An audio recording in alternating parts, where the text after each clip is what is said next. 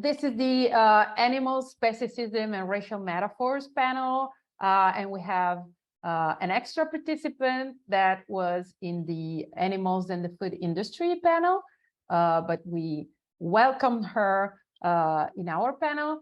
And we start with Thomas Aiello from Valdosta State University. His presentation is titled Animal Like Me, Crossing the Boundaries of Species and Race. And Thomas, the floor is yours. All right, thank you very much. So in 1959, white journalist John Howard Griffin began taking large doses of methoxyxyline, a common vitiligo drug. He spent hours a day tanning himself under ultraviolet light. Then he spent 6 weeks traveling to the Deep South in an effort to understand the Southern experience of a Black man. His book about the experiment, Black Like Me, became a national sensation upon its appearance in 1961. 60 years later, veterinarian Charles Foster attempted to live in southern England as a badger, a fox, a red deer, an otter, and a swift in an effort to understand the experience of being a member of one of those species. His book about the experiment, Being a Beast, became an international sensation upon its appearance in 2016. Both of the efforts were unique, but neither were the only examples of attempting to pierce the veils of various dispossessions. There is a decided historical resonance between white efforts to cross racial lines and human efforts to cross species lines. In the case of Griffin and Foster, for example, both adopt temporary personas in an effort to learn about the other, but come to the inevitable conclusion that the effort has shown them far more about themselves. Passing, whether in the form of race, gender, or species, always does, because the phenomenon in itself is a personal act, if not outright narcissism. Representatives of the othered human group and advocates for other non-human groups can provide any relative knowledge desired by the passer. But for them, validation only comes through individual experience, an assumption that dispossessed groups speaking for themselves is somehow not enough.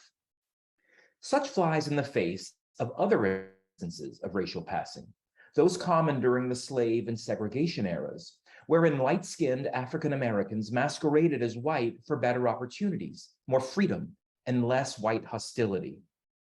That inversion of racial passing, from personal safety to personal knowledge and enlightenment, found its mirror in species passing, which developed from motivations of awe and respect in the deities of early civilizations to a fetishization of crossing a supposed human-animal divide. So early racial passing moved from acts of survival to the work of Griffin, then to claims of transracial being by those like, for example, Rachel Dolezal. And early species passing turned from deification to animal mimicry in aid of greater understanding to, for example, furries, otherkin, and therianthropy. For tens of thousands of years, humans have attempted in various ways to traverse the line of species. In 1939, for example, researchers discovered a statue, roughly 40,000 years old, of a human figure with the head of a lion, one of the earliest known sculptures and one that evinces a desire to cross species lines, to embody the other. After humans began developing civilizations, thus moving themselves farther in physical and mental distance from non-humans, the statues remained, perhaps most famously in ancient Egypt, but they were matched in the twin imaginings of deity formation and metaphor. Animal gods and gods with animal personalities were common, as were instances of gods turning humans into animals as punishment or relief. Metaphors provided a different kind of transformation, as wolves in sheep's clothing and filthy pigs became humans incarnate. In all instances, whether metaphorical, artistic, or religious, the line between animal and human was considered sacrosanct, which gave instances of traversing that line such power. Even prior to Linnaean classification, a boundary was always assumed between humans and non-humans, even if it was one to be crossed in mythology and art. The drawing of the racial line, however, was not an inevitable or an immediate event. It was a process that developed over the course of the 15th century in Europe and the 17th century in the US. But whether race or species, efforts of dominant groups to move from them to us have historically been framed within the concept of passing. Nella Larsen depicted the pitfalls of the practice in her 1929 novel, Passing. 4 years later, a white author, Fannie Hurst, published Imitation of Life, which included among its plot lines the story of Paola, a light-skinned Black woman who decides to live as white, marry a white man, cut ties with her family, and move to Bolivia to avoid any potential racial reckoning.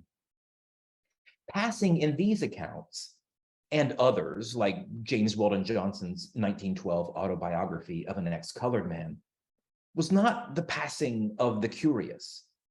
It was the passing of survival, of crafting a livable life. Neither seek to understand whiteness. Their embodiment is a creature of social hierarchy, as it always is with the less dominant group in any given dichotomy. The animal counter to Black passing, then, comes in the form of animals mimicking the vocals or movements of humans, a survival instinct to better help them craft a better life. From domestic animals like dogs, cats, and birds, to primates, elephants, and cetaceans, scientists have documented a variety of efforts at mimicry among animal populations. Such as not to say that the effort at deception or desire to move through social geography is the same in animal efforts, but the motivations for the actions are similar, because they are on the wrong side of social power formations and don't have the luxury of the kinds of vacation passing performed by whites in racial situations and humans in animal passing. In her History of Passing in the United States, Allison Hobbs explains that passing works as a prism. It refracts different aspects of what we commonly think of as racial identity and reveals what is left once the veil of an ascribed status is stripped away. Species passing attempts much the same thing, humans embodying non-human selves in an attempt to strip away various ascribed statuses. They are, however, far less successful in the endeavor. Linda Schlossberg takes the definition further. Passing is not simply about erasure or denial, she says, but rather about the creation and establishment of an alternative set of narratives.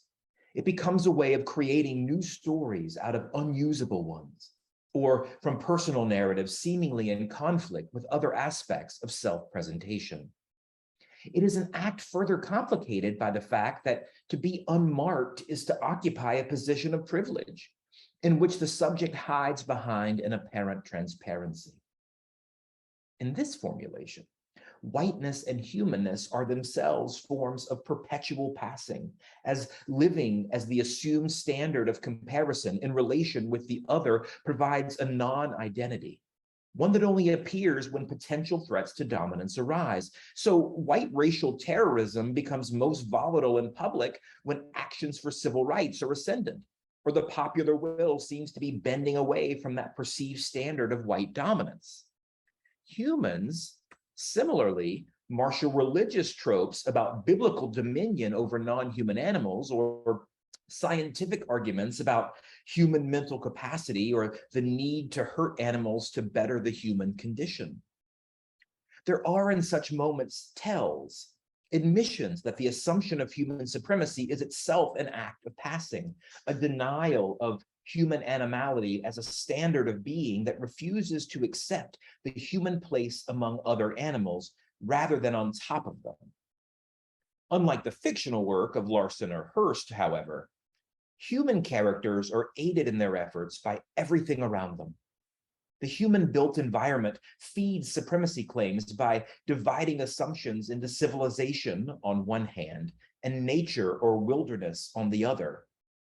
There is no hard and fast natural boundary between them because the boundary itself is only a cultural construction that keeps in place the notion of superiority. Which leads to the question posed by journalist Mark Cocker: why should grown men and women wish, Dr. Dolittle-like, to converse with the animals and gain imaginary access to their inner lives? Or the more commonly posed question in animal studies literature, what is it like to be a bat? Thomas Nagel describes that conscious experience as a widespread phenomenon that occurs at many levels of animal life. Grasping the consciousness of others is virtually impossible, however, because consciousness isn't functionally comparable between species. To understand bats, for example, we'd have to develop such a phenomenology to describe the sonar experiences of bats. And concepts alternative to those we learn in the first person may enable us to arrive at a kind of understanding even of our own experience, which is denied us by the very ease of description and lack of distance that subjective concepts afford. Or, in other words, attempts at species passing are unnecessary to reach a satisfactory level of knowledge of other animals. Veterinarian Charles Foster's attempts to become a variety of animals featured in his Being a Beast do take up such questions, but fall decidedly short of answering them, demonstrating that behaving as another species does not of necessity arrest assumptions of human supremacy. I don't doubt for a moment that badgers have some sort of consciousness, he explains, citing as evidence their fitful dreaming that demonstrates a variety of memories and emotions. There is a sort of story being enacted, and what can the central character be but the badger's self? Foster has apparently never seen a pig or a cow sleep, however, because he denies to them the same veneration that he holds for the badger, despite the fact that they too are conscious, that they have selves. There's little evidence, he says, that ruminants, horses, and pigs are empathetic at all. They're machines, islands, cold gene bearers, he wrongly argues. Death is part of their constitution in a way that it's not for other species. They are made to be food. It's what they're for and what they are.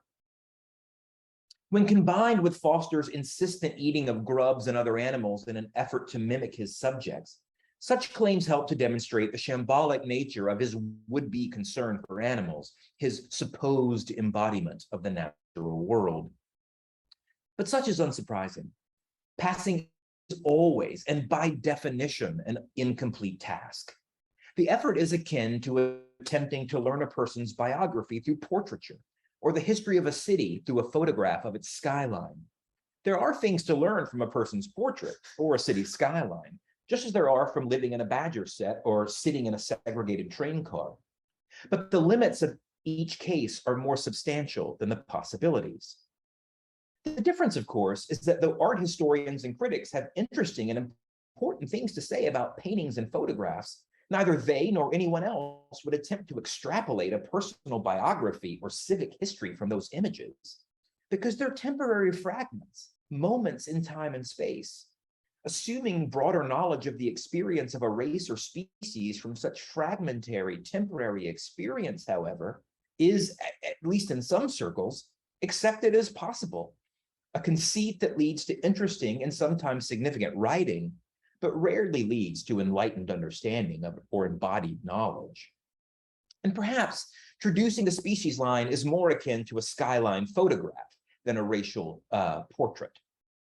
Because non-human species, like cities, cannot speak with a single voice in a translatable language about themselves to interested observers viewing a skyline photograph. And there is no evidence that a human plurality of any given metropolitan area would be overly concerned one way or another whether or not that viewer had a full working knowledge of their city. Such as to say nothing of the myriad liminal non-humans living within the bounds of various urban built environments. Like those cities, non-human species exist in their own worlds with their own reasons for being and doing. Human validation through knowledge or an approximation of understanding is of little or no concern to them. Species passing has been with humans in one form or another for tens of thousands of years, at least since the crafting of the Lion Man statue 40,000 years ago. Racial passing is a somewhat newer phenomenon. Both, however, demonstrate much more about those doing the passing than they do the group being passed. John Howard Griffin didn't need to pretend to be Black to learn about the hardships faced in the Jim Crow South. There were literally hundreds of eloquent and earnest commentators willing to tell him all about it. The Black community did not need curious whites masquerading as one of their own. They needed genuine concern from white power brokers and those who voted for them to make positive changes in their lives or just generally leave them alone. Likewise, humans don't need to dig around in the dirt, cosplaying as another species to interpret the value of that species. Animals exist in their own right, for their own ends. They need genuine concern from human power brokers and those who vote for them to make positive changes in their lives or just generally leave them alone. But mostly, they need to just be left alone. Thank you. Thank you. And we can go on with the second presentation. We have Steffen Wöll from Leipzig University, and his presentation is titled "The Whitest God Makes Him: Postbellum Racial Politics and the White Elephant War of 1884." Okay, thank you very much, and thanks to Thomas also for this very thought-provoking presentation. I think it's a lot of food for thought, so I'll do my best to follow that up here. So yeah, first also big thank you to the organizers and to panel moderators and chairs for bringing us together here. So yeah, so to my presentation, we all know, and it's kind of the point at the theme of this panel, although it's now, I guess, expanded, that in history, science, and literature, animals have always, for a long time, acted as metaphors and allegories of human racial imaginations.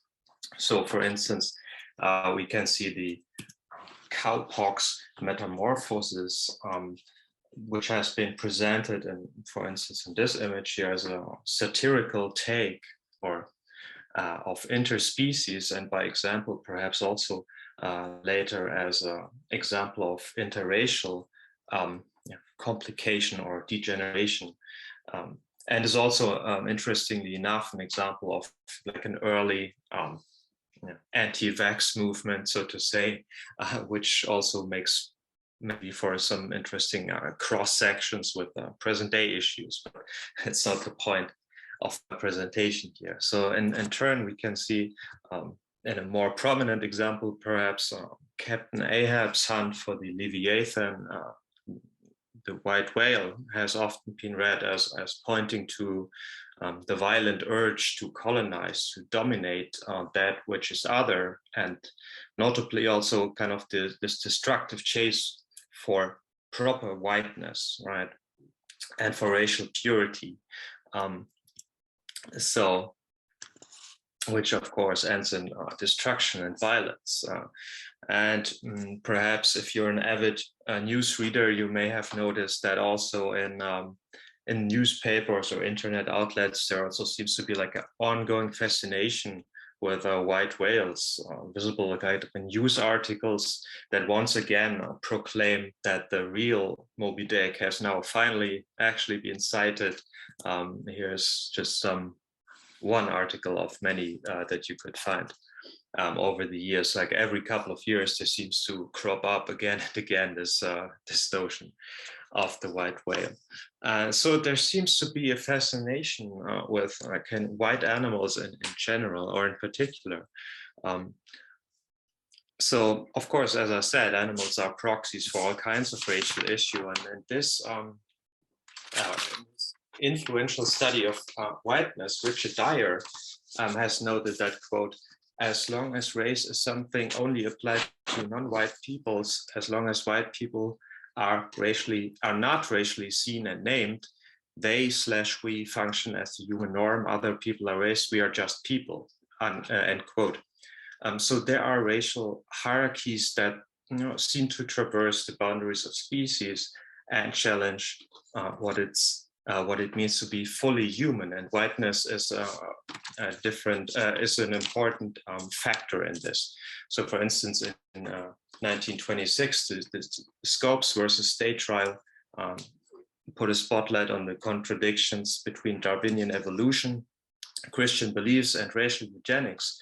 But around the same time, the so-called animalization of racial others also became endemic across Europe, and fascist ideology and the totemism these ideologies used.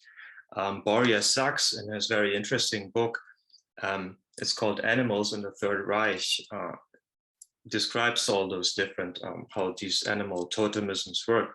So we find notions of the Aryan wolf, Jewish rat, or comrade horse is also an example. So animals and natural environments both became these symbols of this ideology of blood and soil and whiteness. So yeah, here's the book. That's one example for this depiction here. But we can also find this in nations and tribes that are symbolized by animals.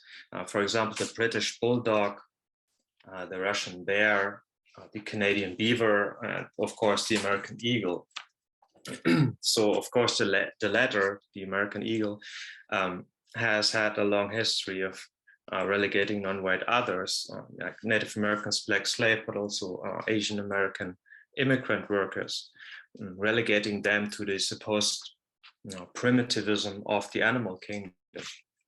But in turn, abolitionists have also used animal comparisons to engender sympathy with for slaves by comparison with abused cattle, benign family pets, or the liberation of caged birds. So there are also, of course, some problems with this rhetoric, which cannot be discussed now here for reasons of time. But there's a wonderful article by Nicole Fielder from 2013. It's called Animal Humanism, Race, Species, and Effect Kinship in 19th Century Abolitionism. So the following focus more on the role of postbellum decades, coming eventually now finally to the actual theme of my presentation. The elephants, right? This is a more rarely discussed collision of race and non-human animals in the US, namely the so-called white elephant war. So Ross Bullen has written about this, and he has a very good example of an article on the Public Domain Review website. And this kind of details how in the industrial age, at the end of the 19th century, postbellum period, how in that period animals had turned into symbols not only for the power of those newfangled machines like factory apparatuses, but also steam trains particularly, but they also became like stand-ins for the unstoppable march of technology and the progress of civilization. And in most cases, this meant white civilization. So elephants like Jumbo, that one, I think I have another slide of him. Oh no, I'm spoiling my own presentation. Sorry. Jumbo, and they became like living marketing mascots of trains and steamship businesses in particular. So these animals were usually kept not actually by the steamship companies, of course, but by zoo and circus entertainment companies and people like P.T. Barnum, who also presented like exotic peoples in his shows, and also so-called freaks of nature. This elephant here, Dumbo, he actually ironically kind of was actually killed by a steam train while they were attending or to shoot or to do like a marketing stunt basically with the steam train, and the steam train kind of hit the elephant. And here is kind of a poster for the Barnum greatest show on earth. See all the different peoples on display there. So this, trend towards using elephants was, of course, no accident or fluke, but coincided with the colonization of the places where those elephants actually had their habitats, of course, right? So, but yeah, so let's see how P.T. Barnum, who was he? What did he do? So on the one hand, he was, of course, like a businessman. He was also a politician and an entertainer, but he was also some kind of a trickster, used to playing pranks on the American public, and caused all these scandals and media stunts. So this Museum of Freaks that you can see here is included Siamese twins, so-called little people, giants on the right there, a four-legged girl, which I think was actually real, but it's not too sure. And also some racially charged exhibitions like the Giant Chinaman or the so-called Wild Men of Borneo, which I believe were actually two brothers from Kentucky. But when P.T. Barnum imported this elephant here, this is Tuong Talong, I'm probably butchering that, which translates to Gem of the Sky. This came in from Siam, today's Thailand. So the elephant became a mascot for the great Atlantic and Pacific Tea Company. But as you can see the difference, that's kind of more or less like the elephant actually looked like. And this is how the advertisement kind of whitewashed the animal.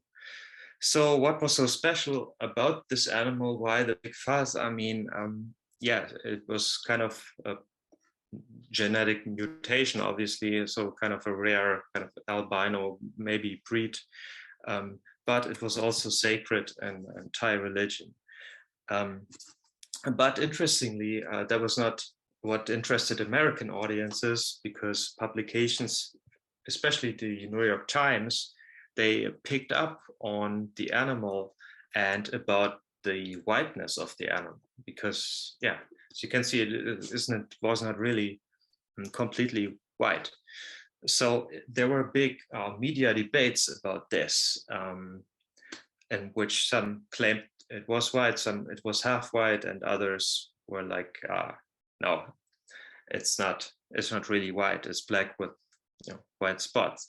So why did it matter so much to commentators back then and editors what color it was? Well, of course, it became like a stand-in in the Jim Crow era and the Postbellum era for tabooed subject of racial mixture, as we saw upheavals in the South, Jim Crow laws, but also the Great Migration, where liberated slave moved towards the North, towards industrializing growing cities, and there were also the first mixed neighborhoods. And exactly, and in the South, some people still believed in this one-drop law of pure whiteness, basically. So if there's one drop that's not white, it's not white. So in these debates kind of centered now around this elephant. And also we see immigration from abroad happening during this period of non-white people from like Southern Europe and so forth. So elephants became, interestingly enough, stand-ins for these complex social issues.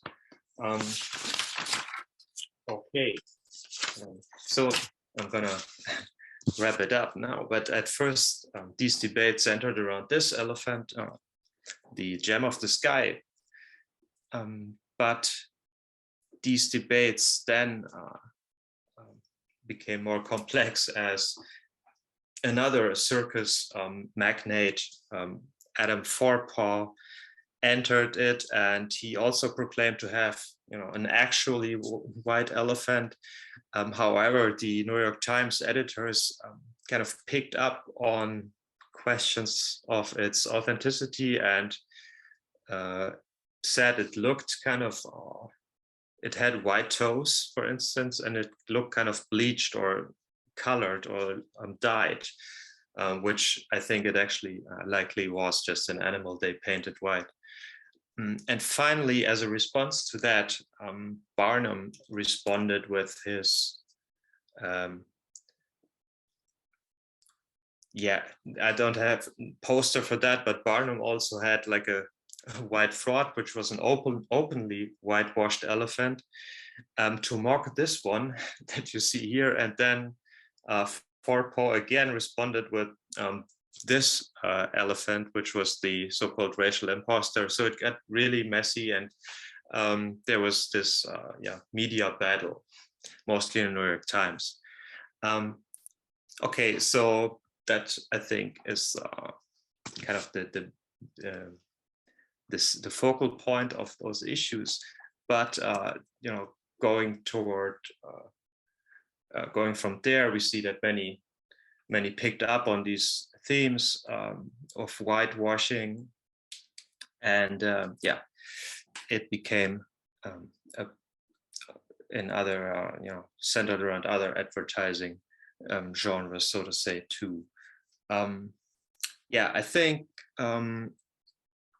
I'll leave out the rest. I had a couple of examples from current day media, so to say, for instance, from video games like that, where we can also Red Dead Redemption 2, where we can also find these legendary white animals. It's just one of them that are kind of sought after or very valuable in the game, I suppose.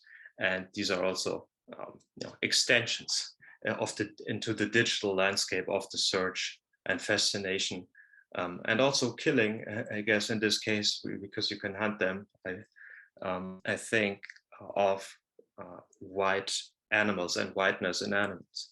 So yeah, hopefully the presentation provided some food for thought for later and for discussion about the relationship between animals and race. So thank you.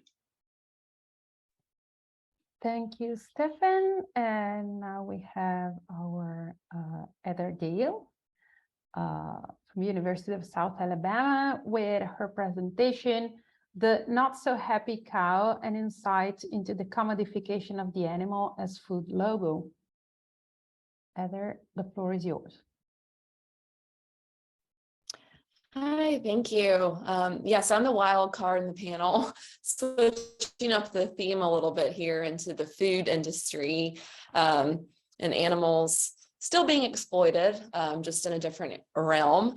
So, all right. Have you ever noticed restaurant logos that feature animals? Have you ever made the cognitive connection between the logo and what food is being served at the restaurant? Sure, Chick-fil-A, a popular American restaurant that serves only chicken, features the outline of a chicken, but why do many logos personify the animal to serve as advertisement for their own meat for human consumption? Perhaps companies want to bring the phrase, hold on, it's not letting me, there we go, your meat literally to their consumers' eyes. But wouldn't this seem to work against the general public? Why would consumers want to see the animal alive and well before they consume its body for their breakfast, lunch, or dinner?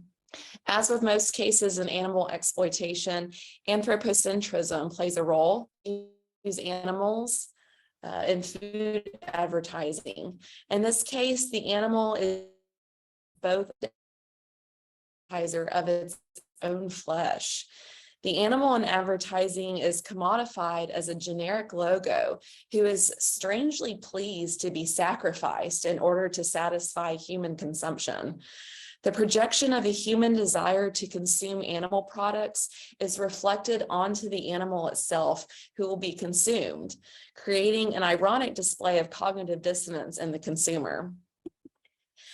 As Tim Carman of the Washington City paper writes, this notion that the natural world is not antagonistic to humans, quote, nature red in tooth and claw, as Tennyson put it 3 centuries later, but rather that it willingly bends itself to comply with human desire, is a version of what literary critics call the pathetic fallacy. Sometimes dismissed as jejune, the pathetic fallacy can, at its best, offer us a vision of a world where humans and their environment coexist in harmony. But at its worst, the pathetic fallacy can become a grotesque fantasy of self-indulgence.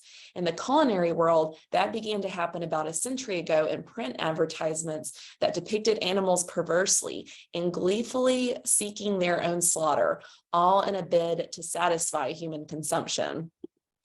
By creating a logo where the animal is personified through human attributes, smiling face, body language mimicking human positioning and posture, clothing, accessories like the hat here, the consumer's mind is embedded with the idea that the animal has no qualm with its body being used for food, furthering that notion of anthropocentrism, that the animal's only purpose is to serve humans and be happy doing so. Furthermore, the animal can be depicted as consuming its own self as the product, presenting a strange self-cannibalistic image. What this use of animals does is, of course, discredit the animals. It commodifies it and it cheapens their lives to be seen solely as a product that they don't mind relenting to the superior, the human.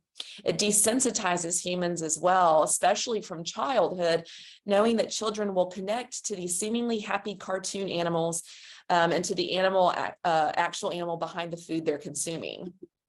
Malane Newman, a cartoonist and illustrator, writes about her work on creating these animal logos for restaurants and companies. She says, while the families ordered and enjoyed their meals, the children would color the image of the restaurant mascot. This engaged the children during the meal, and once they completed coloring the mascot, the restaurant would proudly display the drawing on the restaurant walls.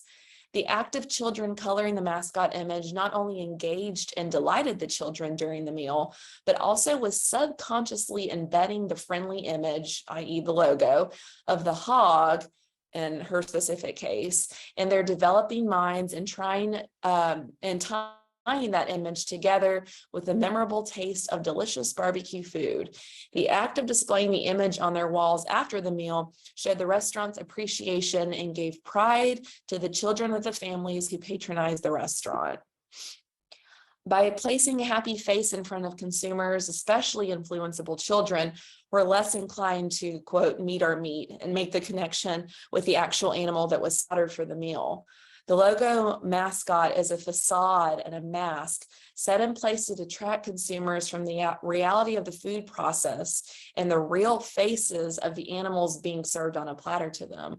Or if the animal is for food, then is presented as a happy producer of the product. This is most common in the dairy and egg industries, where the cow or chicken are happy to be serving their milk or eggs, products produced only by taking advantage of the female animal to paying consumers. Commercials commonly feature the animal the product comes from, shown happily roaming around a pasture, living a fulfilled and peaceful life.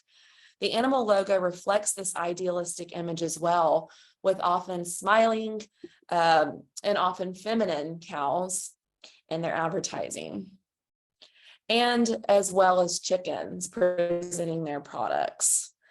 When the reality is that these animals are exploited and suffering immensely in these industries, despite what many people think. Mercy for Animals, an animal rights organization, offers insight into the egg industry and writes that many people don't realize no federal laws provide protection to animals during their lives at factory farms. And the law that protects cows and pigs at the slaughterhouse, the Humane Methods of Slaughter Act, does not extend to birds, leaving chickens with virtually no protection from abuse. And because male chicks will never lay eggs and don't grow quickly enough to be raised profitably for meat, they're killed within hours of hatching. These babies are often ground up in incinerators, giant grinding machines. As countless mercy for animals investigations have documented, many hens are left to suffer from open wounds, serious injuries, and infections without proper veterinary care. Often kept in extreme confinement, most hens endure lives in barren battery cages, each bird with floor space smaller than the surface of an iPad. Their lives are filled with misery, in addition to severe mental and social deprivation. Forcing a naturally active bird to spend her life in a cramped and nearly stationary position causes numerous health problems, including lameness, bone brittleness, and muscle weakness. Many hens have broken bones at the time that they are slaughtered. And this is quite a different visual than what is depicted with many companies and their literal names, the Happy Egg Company in this case. The same goes for dairy. Let's see. Oh, went a little too far. Though it may seem obvious, many people have no idea that to produce milk, cows have to be pregnant or have just given birth. Just like other mammals, cows produce milk for their babies. Because of this, dairy cows are subjected to forced impregnation, a highly invasive and stressful procedure. Newborn calves are taken away from their mothers within hours of birth. Mother cows often bellow for hours or even days, pacing and searching for them in distress. Since male cows don't produce milk, they are useless to the dairy industry, and many are sold for veal production. Female calves are raised as replacements and will suffer the same life as their mothers. For cows in the dairy industry, the cycle of abuse lasts about 5 years until they're considered spent and sent to have their throats violently slashed at the slaughterhouse.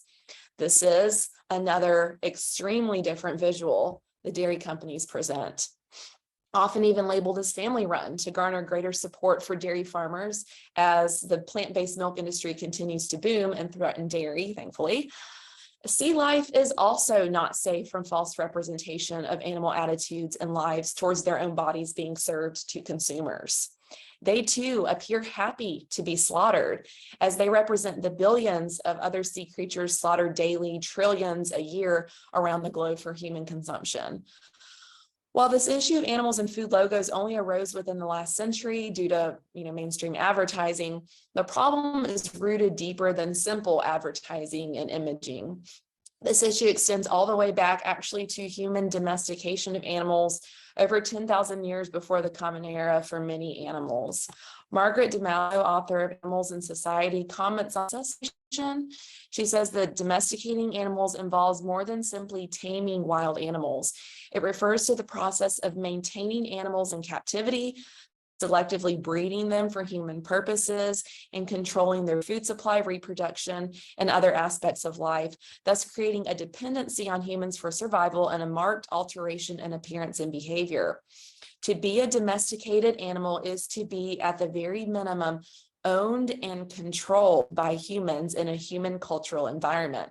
This is profoundly different human-animal relationship than was seen in non-agricultural societies, in which humans could not conceive of actually owning animals in this way.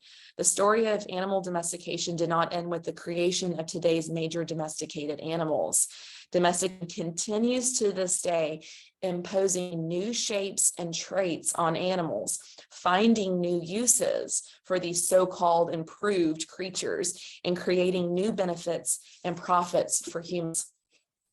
Domestication is where we first see the altering of the animal for human use. It is where we see humans manipulating the animal's natural features, abilities, bodies, and lives to suit human desires. The use of the animal going against his own nature, i.e. in this case, desiring to be served up as food to be eaten in logos, is yet another form of domestication. It's a new way that humans have imposed these new shapes and traits on animals by creating new benefits and profits for humans. Because the public is mostly banned from factory farms and slaughterhouses through ag-gag laws in the United States, most of the general public have no idea what the reality is for farm animals. In a 2020 survey of 3,500 young Americans, over half, 54% of respondents stated they had never seen a cow in real life. Yet, as we know, most, if not all of those respondents have seen one on their plate and consumed it. With so many Americans having never laid eyes on a cow in a pasture, a live, living cow, even less have seen the reality of their lives and other farm animals' lives on a factory farm where most meat comes from. The disconnect between idealization and reality further strengthens the ability of companies to manipulate consumers by making them think the cow is indeed happy to be slaughtered or serve its milk to consumers. There is benefit in keeping these animals out of sight of the public, because then ideas on their attitudes can be falsified and displayed readily and easily without question. Food companies work diligently to build trust with consumers. If we trust them to provide us with safe food, why should we not trust them that they treat their animals well? This trust enables cognitive dissonance in consumers, making the animal logo an aspect of food advertising that few consumers stop to question. Ultimately, as long as consumers continue to separate themselves from their food in all ways, physically, emotionally, and cognitively, advertisers will continue their campaigns to exploit animals in their advertising in grotesque and disrespectful ways. It's up to us as consumers to be aware, to escape the cave, as Plato might say, to see the shadows for what they really are. Advertising and marketing tactics help sell products, of course, but we must change our perspectives to see animals not as products, but as sentient beings worthy of respect. Once we've seen the true light for what it is and our awareness is open, there's no way to continue to see the animals in these logos as happy, willing providers of their own flesh. Instead, they're victims, and we must be their voice. Thank you. Thank you, Heather, for your great presentation. I think now we can open the Q&A session. If the audience has any questions, you can type them in chat, or you can just raise your hand. I guess while we see if anyone produces some questions, I guess we can just break the ice with some thoughts that I was having listening to your presentation. First one for Heather, because it was the last one, and then I'm gonna make a comment more than a question, but also a question to the other two.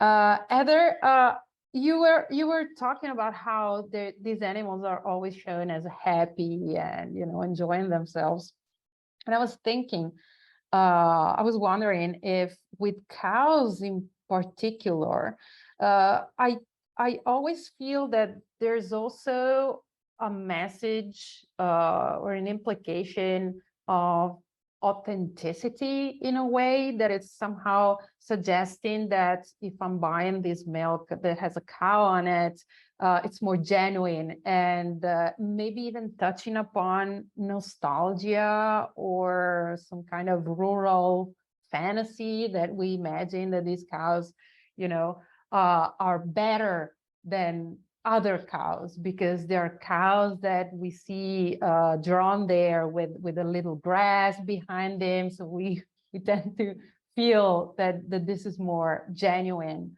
than other milk that doesn't have a cow on it. And Yeah. Oh no. Oh. Yeah, I mean, I agree. I think that advertisers, with the push for things being more natural, right? And to go back to our roots, with the advent of factory farming and the massive dairy industry, now that plant-based milks have become so popular, and they're threatening the dairy industry, I think the dairy industry is really trying to get back to, but look, this is how it used to be back in the day, and this, therefore it's good, right? Because this is how it used to be, when in reality, it's not like that. And so I think by placing those happy cow in the pasture and using that in the commercials, it makes people feel better about the products that they're buying. Oh, okay, this is how it used to be. The cows aren't getting hurt, when in reality, that's not the reality of it. And so, yeah, I agree, absolutely. It tends to bring back that nostalgic factor of the good old farming days, that that's when things were, worked, and they weren't exploited like they are on factory farms, but that's not how it really is. Yeah, thank you. And for Steffen and Thomas, listening to both your presentations and somehow conflating a bit the two different aspects that you were trying to get across, the one text that came to my mind actually is Black Set, that I don't know if you know it, is a comic book series. It's a noir, and it's just animals. They are anthropomorphized animals.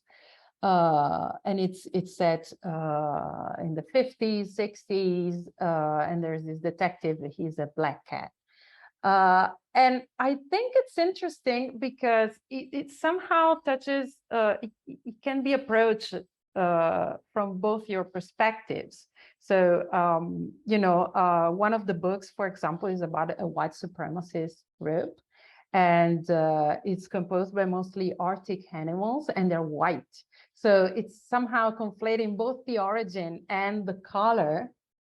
And I feel that it's an interesting, it does have some issues, the comic book, but I think it's interesting how it is not making a parallel between race and species, but rather, it does partially, but rather it uses the color.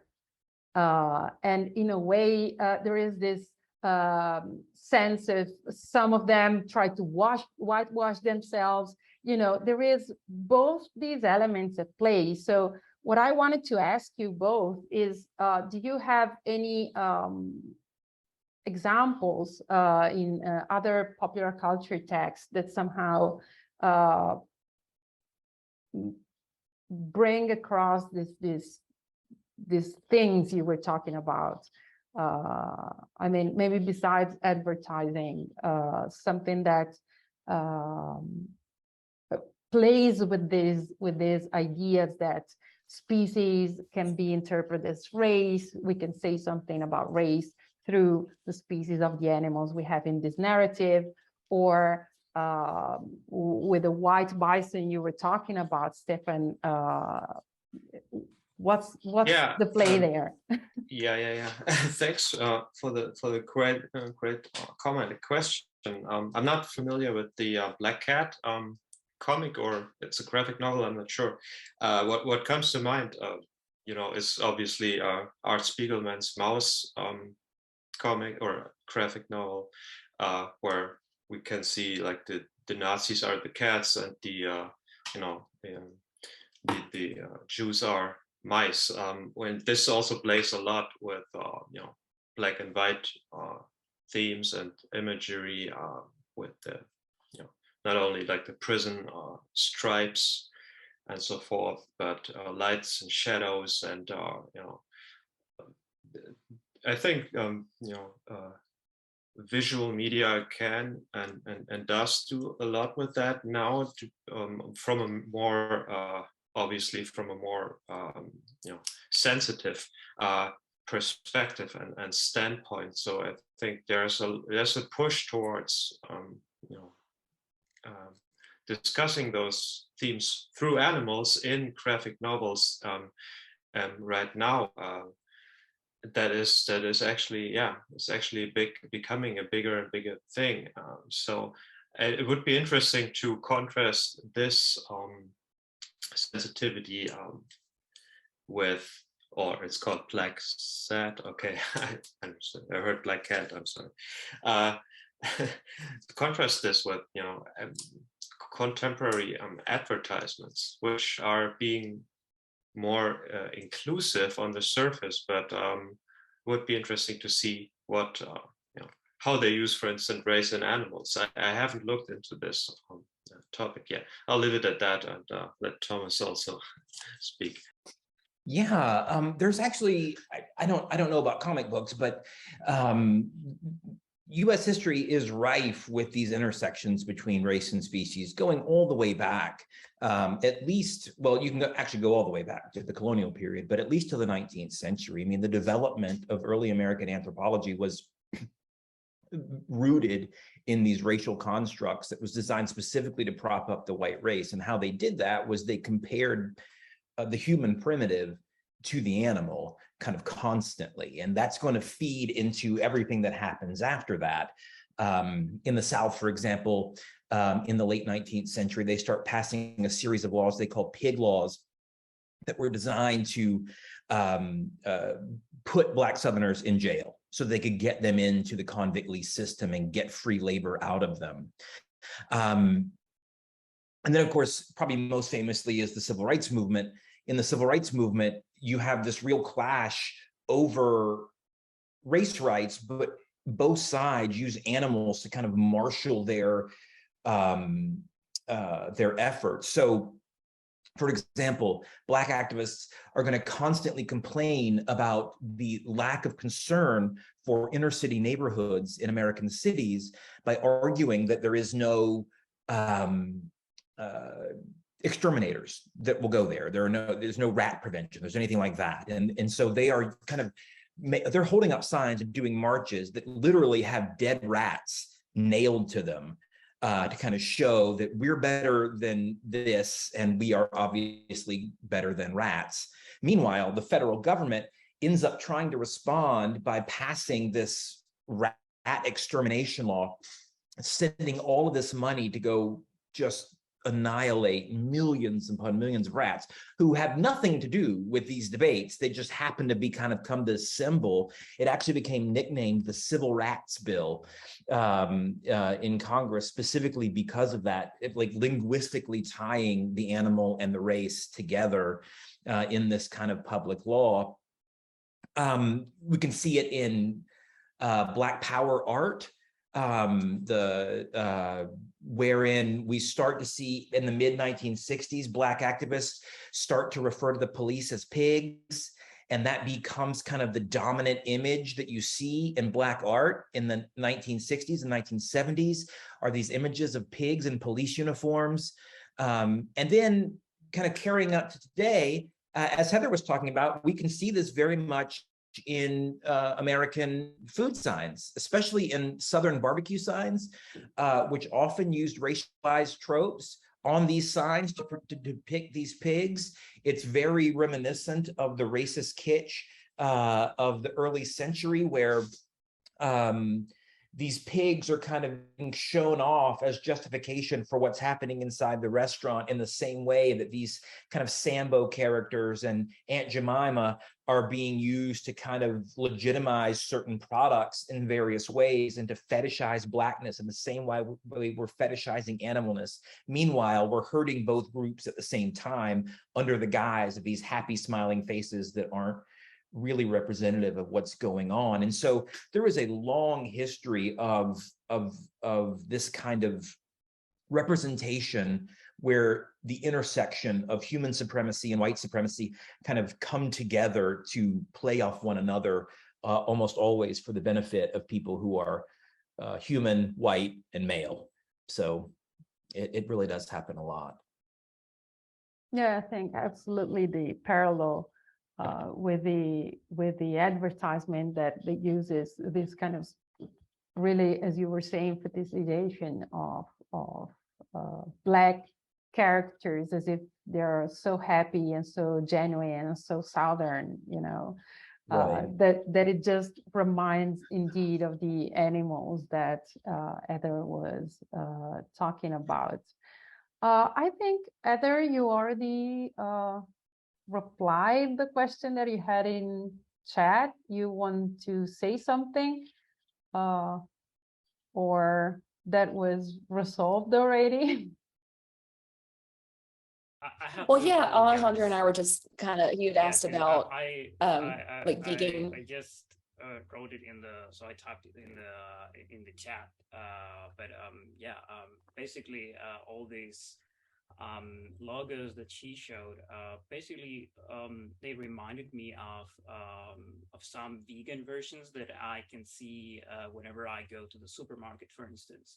And I was just wondering if we should react in a similar way to these pro-meat restaurants or logos or whatever companies we want to talk about, and in the same way with these vegan ones.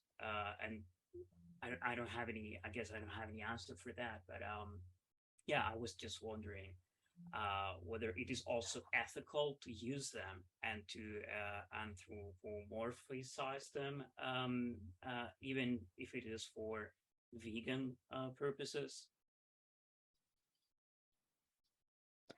I would argue, of course, I would take more thought on my side, but I would argue that I wouldn't have a problem with that, because the primary, when you've got these meat and dairy companies and egg companies using the animals that they're selling, it's the problem is it's commodifying and exploiting the animals. These animals are being like tortured and killed with, against their will. Whereas animals are not being used in that way for vegan products. And so they're not being commodified, they're not being exploited. So I wouldn't see issue with that. As much as, of course, with the meat and dairy logos. But, it is interesting. It reminds me of in America, in the US, Native Americans. They have been used as mascots for football, American football teams. So the Washington Redskins, and that's been a big debate in the United States about, if they should be used for that. And some people argue, well, they're, it's just power, and others say it's, racist. And so, perhaps the same could go for these vegan logos when it comes to animals. What way are they being used? And that's perhaps the most important question. If they're not being used to exploit the animals, then sure, why not? But I could see arguments on both sides, but I don't see as big a problem with it as with the meat and dairy industries, where you've got a pig, like about to eat his own self, right? That's very strange. That's disturbing to me. And that doesn't happen in the vegan logo. So. Yeah, it's because the whole thing just maybe to link this with what Dr. Aiello was saying, if our intention is for us to leave the animals alone, should we use them even for visual or I don't know, for non-consumerist issues? And this is a moral question, something that I guess I do not know how to respond, but I don't know. This is one of those things that stick to my mind. If we are doing good, even representing animals in that way, there is always this ethical question, even though you know that you are not producing any actual damage to the animals, right? So yeah, thank you so much for your answer. Yeah, thank you for your question. That's really interesting. And yeah, absolutely using the animal no matter what. While I've got myself unmuted, I wanted to comment on Steffen's. It's just at the end of your presentation, it reminded me you're talking about white animals, and you said that you had some examples in current popular media, and it reminded me of the series out now of House of Dragons, spinoff of Game of Thrones. And in an recent episode, they're hunting the white stag that represented the king, and they wanted to kill the all white stag, because that was, embodiment of the king, the new little 2-year-old king. And they ultimately kill just a normal brown stag, but one of the characters sees the white stag, and that symbolizes something about perhaps her being queen. So it's just it reminded me of that. It's still being used like in one of the newest TV shows and most popular shows out right now in the US. Oh yeah, that's fascinating. I haven't seen it. Don't know the TV shows, don't know the comics. You know, I also had a little comment for you, Heather. First of all, I want to thank you that you actually went ahead and pointed out the reality behind the food industry, and which is important that somebody would actually say that. And also, and how the industry continues to manipulate people. And also, Alejandro, thanks for this comment with the logos. I never had the idea that, you know, that to actually question like vegan pictures on the vegan food products, but at the Happy Cow app came to mind with that, because I mean, that's obviously it's a happy cow and the name and all that. It kind of is using the animal for, you know, for good, I suppose. I think we're not yet perhaps at the point where we can go beyond representation, because you know, it's still such a niche, kind of a niche movement, except perhaps for the milk. As you said, the milk is becoming pretty mainstream. So my question concerns, I think you touched upon it a little bit in the presentation, the role of gender. I remember you had some very muscular pigs in the logos there. I didn't know that one. And you also talked a bit about you know, what happens to female and animals, and what happens also to male animals, which are for the most part useless for the food industry, except for extracting semen, perhaps. I'm not sure. Maybe you can talk a little bit more to that, you know, the role of gender in those advertisements, also about the receivers and how gender plays into that, because also seen like people saying drinking milk is like a manly thing, which is kind of absurd to me, because drinking stuff that is intended for like a animal baby is manly. I would not have thought of that, but gender definitely plays a role. You know, that's the great thing, well, not necessarily a great thing, but interesting thing in animal studies is the intersectionality between, you know, racism and then feminism.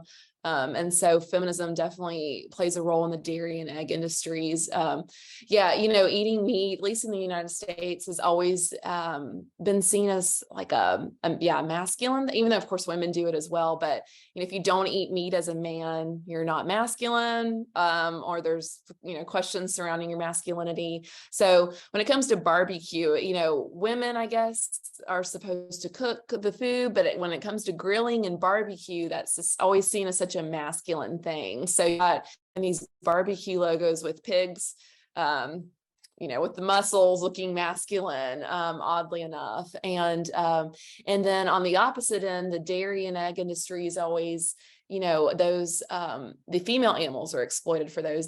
Female hens have to lay the eggs, female cows have to make the milk. And then the baby male calves are sent to the veal industry usually. So yeah, gender and animals absolutely plays a role. You know, cows have to be forcibly impregnated, and that would, you know, that has been studied before, and that's another sort of interesting perspective, and how, along with, you know, giving animals these human-like qualities, you know, the chicken was wearing the cowboy hat, and then, you know, their stances are always human-like. That's another thing, is making them ultra, you know, masculine, or you know, ultra feminine with the earrings for the cows, and the daisies, and looking especially feminine. So yeah, that's really insightful and unfortunate, because, you know, these animals are exploited based on whether they are male or female. It depends, you know, that determines their fate.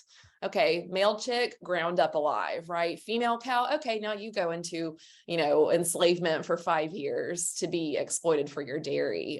So yeah, very insightful. Thank you. And I think we can wrap it up as we have another panel after this. But it's funny what you were saying about masculine pigs as barbecue logos, because actually I am a passionate griller. And it is indeed, whenever you look for recipes, videos, tutorials, whatever, it's always men, even if there are a lot of women doing barbecue. But it's always men, and there's always this very masculine alpha male vibe to this kind of videos and to this kind of characters, personas, the barbecue persona that they put out. And I think it's just, as you were saying, just another, the umpteenth, demonstration. Mm-hmm. Yeah, it's very strange. Yeah, I mean, because it is, I guess part of it is somehow that it does imply some physical work. It is, it takes some effort, it takes some patience, it takes some doing actual physical activity to actually grill. But well, still yeah, and a lot of something.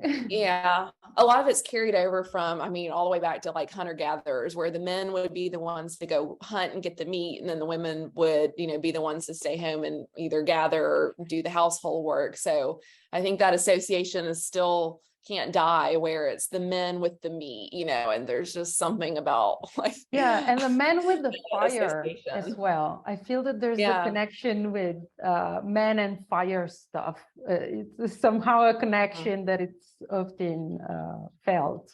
Mm-hmm. Yeah, right.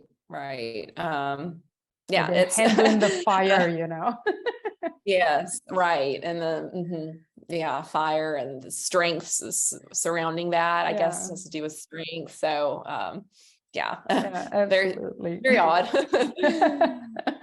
I wish I had an answer for that, why we think that those strange ways, but yeah. Okay, so I guess we can just wrap it up. Thank you very much for your presentations, and I think the discussion also was quite interesting.